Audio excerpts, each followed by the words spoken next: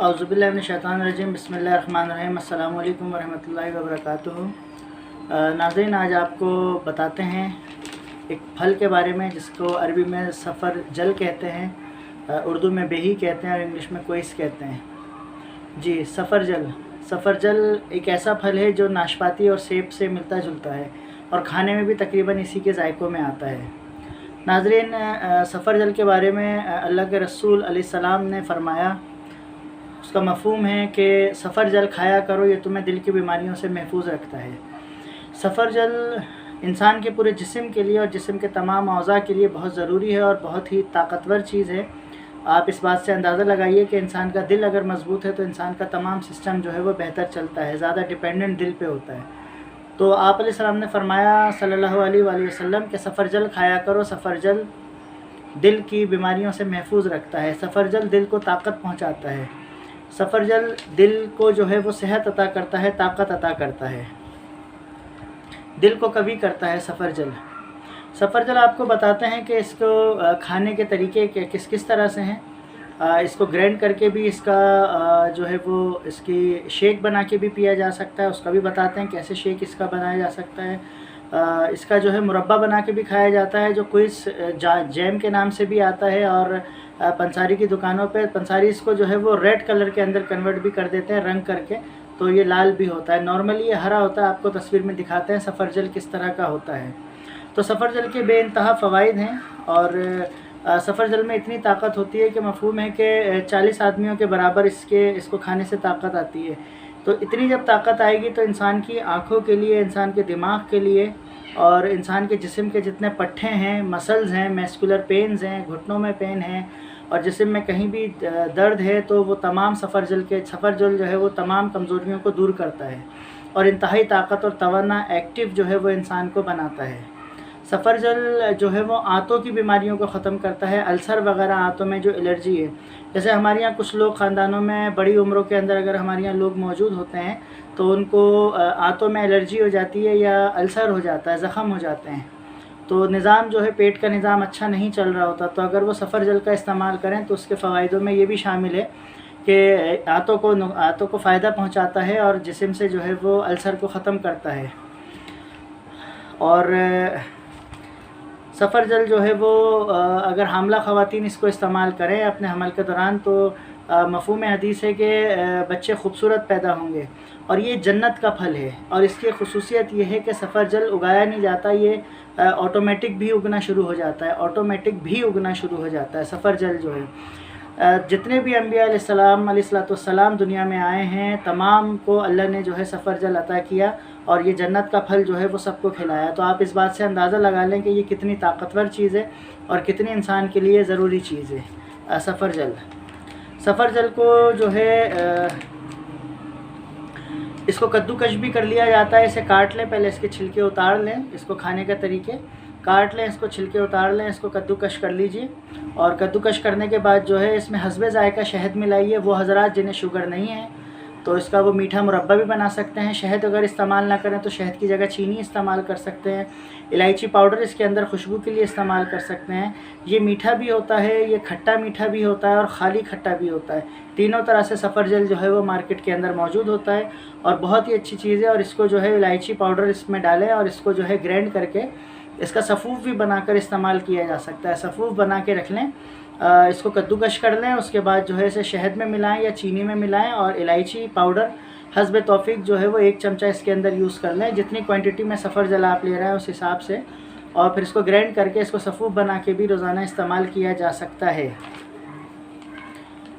और दूसरा तरीका इसका ये भी है कि इसको गर्म करके, जैसे कुछ लोगों को उल्टियाँ वोमिटिंग की कंडीशनें बहुत ज़्यादा रहती हैं, तो इसको जो है वो इसको पका के भी पिया जाता है। इसको बॉईल करके इसका पानी बनाकर, वो भी बहुत फ़ायदेमंद होता है। जिन्हें बहुत ज़्यादा उल्टियों की जो है वो शिकायत रहती है, अगर उन्हें पिलाया जाए तो बहुत फ़ायदा होता है। सफ़र जल का वैसे भी नॉर्मली अगर आप इसका कहवा बनाकर या इसका जूस निकाल के पिएँ, ये बहुत फ़ायदा देता है। ये जिस्म के चेहरे के दाने भी ख़त्म करता है। और एक इसका तरीका ये भी है कि अगर आप इसके बीज को, सफ़रजल एक ऐसा फल है कि उसके पत्ते और उसके बीज भी आपके लिए फ़ायदेमंद हैं।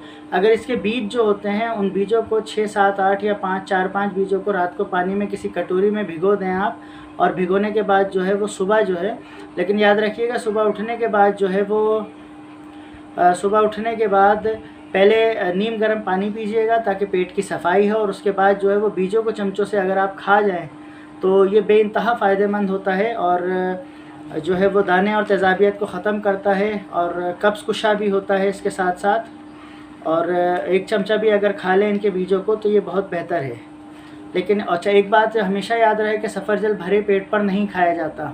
भरे पेट पर सफ़रजल को इस्तेमाल नहीं किया जाता। या तो ये खाने से पहले खाया जाए, या फिर इसको जो है वो खाने के कम से कम 2 घंटे बाद इसे इस्तेमाल किया जाए, वरना इसके फ़ायदे नहीं होंगे। तो सही टाइम इसका खाने के 2 घंटे बाद या इसे खाली पेट पर खाया जाए। खाने के फ़ौरन बाद इसको किसी सूरत में इस्तेमाल ना करें।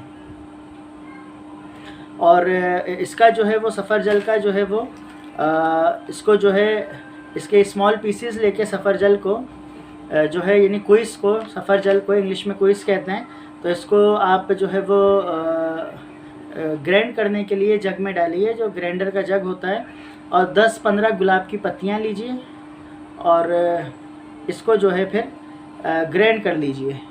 तो ये आपके मैदे को साफ़ करने के लिए भी बहुत अच्छा होगा। और ये एक और तरीका है इसको इस्तेमाल करने का कि आप इसको जो है उसमें डालकर गुलाब की पत्तियां डालें, खुशबू भी आ जाएगी, और चाहें तो इलायची भी डाल लीजिए।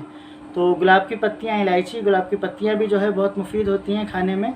और सफ़रजल के साथ जो है अगर आप लें और उसमें 2 इलायची डालें, सफ़रजल 2 इलायची, दोबारा रिपीट कर दूं, सफ़रजल 2 इलायची, 10 गुलाब की पत्तियां या 15 गुलाब की पत्तियां जो हैं वो डालें उसके अंदर, साफ़ सुथरी सी, चाहे तो उसे धोने के बाद डाल लें और उसको ग्राइंड करके पिएँ। तो ये जो सर्वाइकल पेन वगैरह होते हैं इसके लिए भी बहुत मुफीद होता है। जिस्म के जितने भी जोड़ वगैरह हैं और जितने भी इलाज हैं, हड्डियों की बीमारियां हैं, इन सब के अंदर बहुत ही ज़्यादा मुफीद होता है। और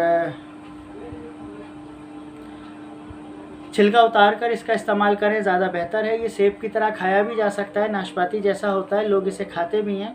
और फिर याद रखिएगा खट्टा मीठा तीनों जायकों के अंदर मौजूद होता है, और जिस्म की घबराहट को ख़त्म करता है। जो अक्सर फ़ीमेल्स को घबराहट होती है तो घबराहट को दूर करता है जिस्म की। और तमाम किस्म के विटामिन जो हैं वो तिब्बे नबी के मुताबिक इसके अंदर मौजूद होते हैं। जन्नत का फल है, खुशनसीब लोग हैं जिनको ये खाते हैं और वो पसंद करते हैं इसको। जन्नत का फल इसे कहा जाता है। और इसको कोशिश करें कि कच्चा ना खाएं, किसी न किसी चीज़ के साथ मिलाकर खाएं, जैसे कि आपको बताया। इसको जोश देकर इसका कावा, इसका पानी बनाकर पिएं, और उससे भी बहुत फ़ायदा होता है। खून पैदा करता है, खून एनीमिया ख़त्म करता है जिस्म से, जिगर को साफ़ करता है, किडनी को साफ़ करता है। इसका पानी पिएं, उससे भी बहुत फ़ायदा होता है। जो लोगों को अक्सर शिकायत होती है उन्हें प्यास बहुत लगती है, तो प्यास की कैफियत को भी ख़त्म करता है। शुगर में भी बहुत मुफीद है। मैदे, जिगर और आंतों को भी फ़ायदा देता है। भूख को खोलता है, तेज़ाबियत को ख़त्म करता है, और बेइंतहा बेशुमार फ़वाइद इसके मौजूद हैं। और सबसे बढ़कर जो फ़ायदा 2 मैंने आपको बताए, सबसे बढ़कर फ़ायदा ये है कि हज़रत जाबिर रज़ियल्लाहु ताला अन्हुमा से रिवायत है कि अल्लाह के रसूल सल्लल्लाहु अलैहि वसल्लम ने फरमाया, सफ़रजल खाया करो, ये दिल को ताकत देता है, दिल की बीमारियों से, दिल के हार्ट अटैक से जो है वो महफूज रखता है। और ताकत इसके अंदर इतनी है कि 40 आदमियों के बराबर ताकत इसके अंदर मौजूद है। तो इसका मतलब ये है कि जब इतनी ताकत इंसान में होगी तो जिस्म की बीमारियाँ, खून में गर्दिश, गर्मी पैदा करता है, तो बीमारियाँ खून की गर्मी से वैसे भी जो है, खून की रवानी अगर तेज़ हो तो बीमारियाँ वैसे ही कम होती हैं। तो सफ़रजल के ये फ़वाइद हैं ये सारे। और आखिर में ये बात कि तमाम दवाएं जो है वो अपने तबीब के मशवरे से जो है इस्तेमाल करना ज़्यादा मुफीद होता है, ताकि उसके जो है वो मिक़दार और क्वांटिटीज़ जो है हर उम्र के लिहाज से जो है वो अलग होती हैं। तो तमाम चीज़ें अपनी तबीब के मशवरे से इस्तेमाल करें। और ये तिब्बे नबवी का नुस्खा है, नबी अलैहिस्सलाम का नुस्खा है कि आपने इसको खाने के लिए बताया है। और उम्मीद है कि आपको वीडियो पसंद आई होगी, और इस इंफॉर्मेटिव नॉलेज को जो है वो, इस नॉलेज को जो है, इसको जो है वो लोगों को बताइए, ताकि इस हदीस से जो है वो लोग मुस्तफ़ीद हो सकें, और बड़े बूढ़े हर उम्र के लोग जो हैं इससे फ़ायदा उठा सकें। और अस्सलामु अलैकुम वरहमतुल्लाहि वबरकातुहू।